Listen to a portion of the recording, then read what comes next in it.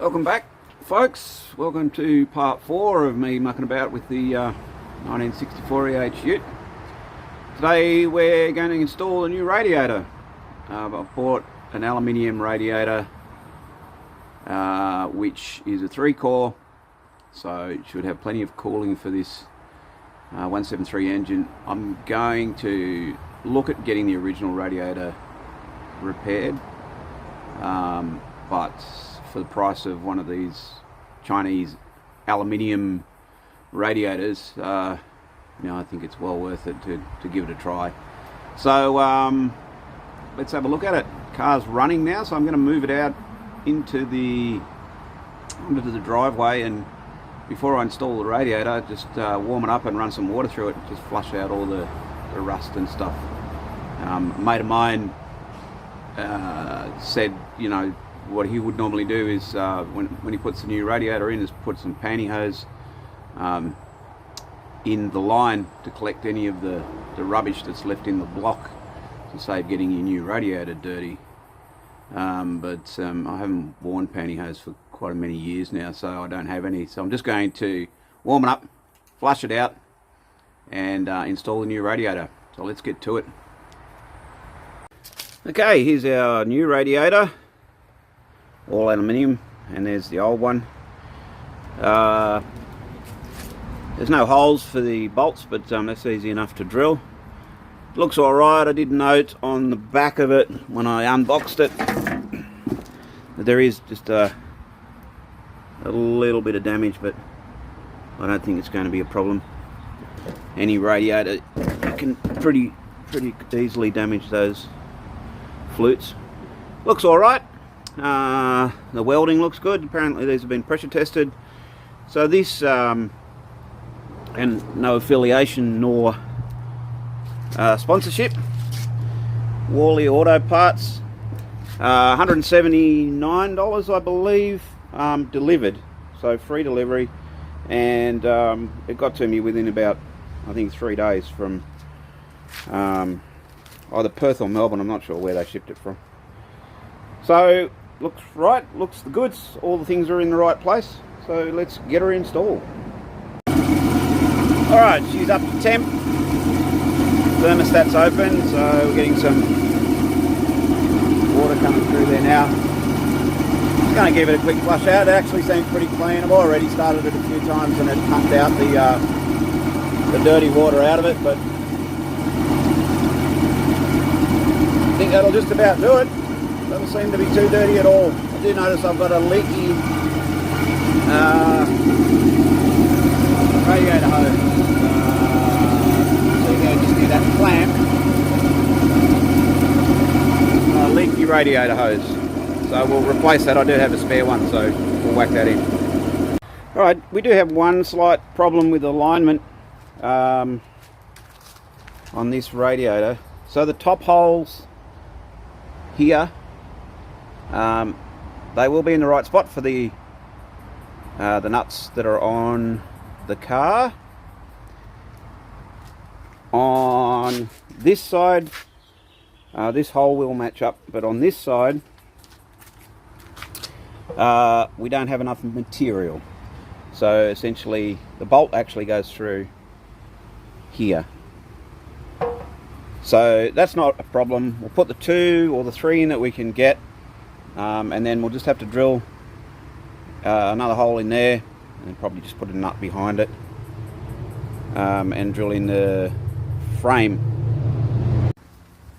I did notice when I was trying to flush this out that it wasn't pumping a hell of a lot of water, so I thought I'd check the hoses, and I've pulled off this one, and that is blocked. Well and truly. I'll be surprised if that, I don't know if you can see that coming out of there, but I'll be surprised if that water pump's any good. Anyway, I'll give it a clean out and push some water through it and see what happens. Alright, we've got some water out of it, but I have a sneaking suspicion that on the end of my screwdriver is radiator stop leak. So whilst it's good for an emergency, it can gum up your water pump. So the water pump is actually freed up now, so I'll give it a good flush out and see if the water pump's working. If not, before I install this radiator, I'm going to have to pull the water pump off and get a new one. Well, that looks a bit better. It seems to be pumping, so let's hope that that fuel pump lasts. Sorry, water pump. Yeah, I'm happy that it's pumping, it's cooling, awesome. Okay, new radiator is in. Just doing a bit of a check for leaks. One of the hoses was leaking. I'm going to put new hoses on it anyway. There's a slight discrepancy in this size.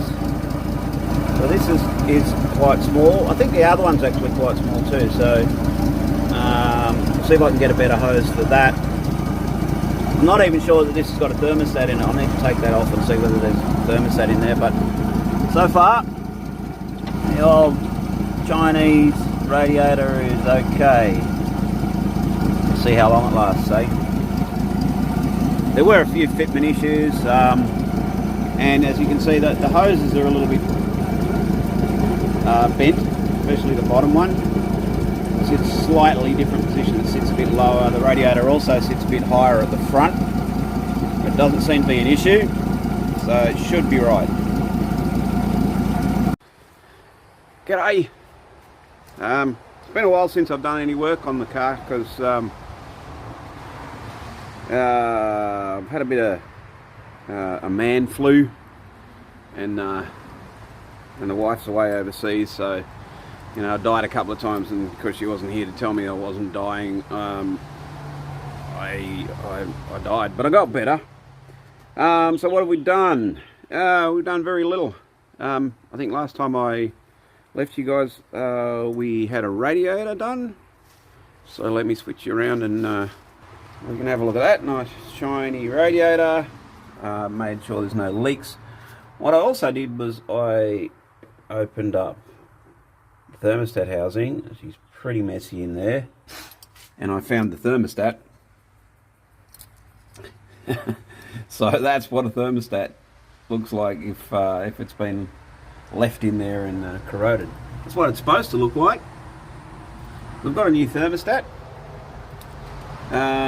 Today we're going to whack that in, and I think I might try and give it a bit of a clean out. So what happens, I guess, with these old motors is you've got an alloy housing, alloy water pump, you can see there, and everything else is steel. You get a thing called bimetal corrosion, and being a boat owner, and if you are a boat owner, you'll know that that happens quite a lot on boats. So anywhere where there's an alloy in steel, you'll get corrosion. So a new thermostat in, which is going to be fairly simple.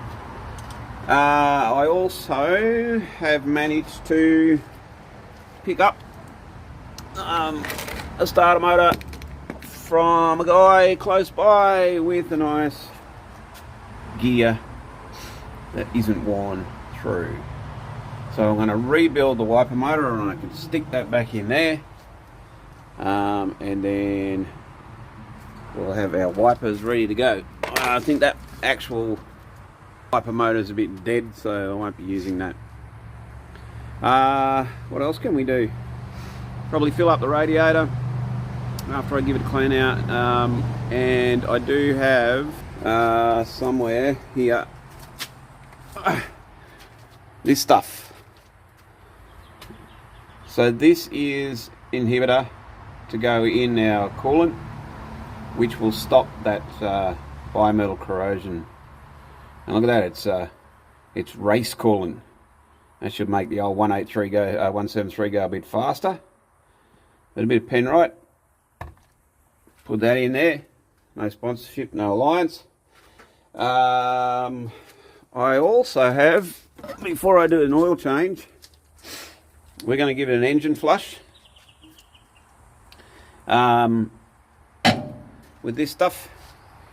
And basically all the old oil that's in there is going to be a bit gluggy, so we'll give it an engine flush first. Stick that stuff in, run it for about 10 minutes, and then there you go. After we run that, that'll sort of free all the lifters and everything up and get rid of all the sludge, hopefully in the sump. And then when we drain the oil, we'll get it all out and we can put some nice clean oil in, and then we'll have a nice clean engine ready to go. So let's get on with it. I think the first thing I'll do is just put that, or give the housing a bit of a clean up, and stick the new thermostat in. So I'm going to put this thermostat back in. There we go, all set up. Now what I've done is I've put some of this stuff on it. It's called Duralac, and it's a joining compound for dissimilar metals.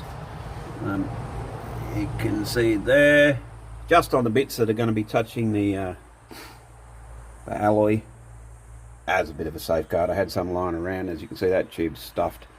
I do have a new tube somewhere, so a little tip, you can put that stuff on and that'll stop it corroding, and you might be able to get your bolts out easier next time.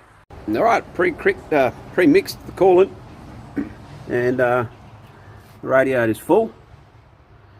So I'll start the engine up, get the thermostat open, and pump a bit through and see how much it takes. So far it's probably taken about, I don't know, maybe 8 litres. So see what the capacity is. I think it's around about 9 or 10, but who knows. Okay, new thermostat in. Now let's see if we can't do something about this fuel pickup. Rare spares, always a go-to.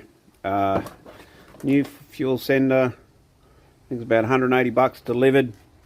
Yeah, not cheap, but you know, if it solves the problem, it solves the problem. So let's whack it in and see what happens. Alright, we've changed the fuel pickup and sender, and guess what?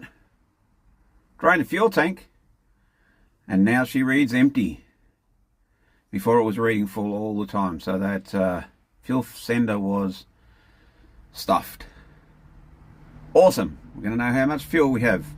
So I'm going to let that drain for a little while, and then I'll put some fresh fuel in and see how we go pumping it up. Okay, put 10 litres of fresh fuel in.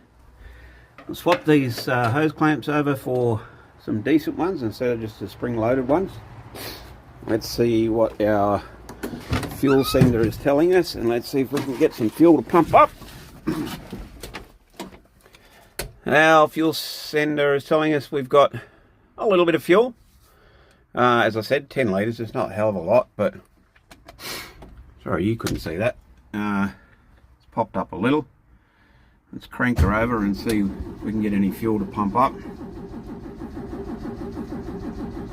It'll take a little while. Alright, let's just go check that fuel. Alright, it took a little while for the fuel to pump up into the carby. Let's give it a little bit of choke.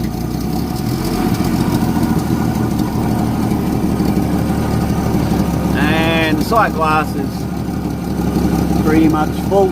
No air bubbles coming in it anymore. So I think, fingers crossed, we've finally solved that fuel delivery problem. That's awesome. So next step, we'll fix the wipers up, and then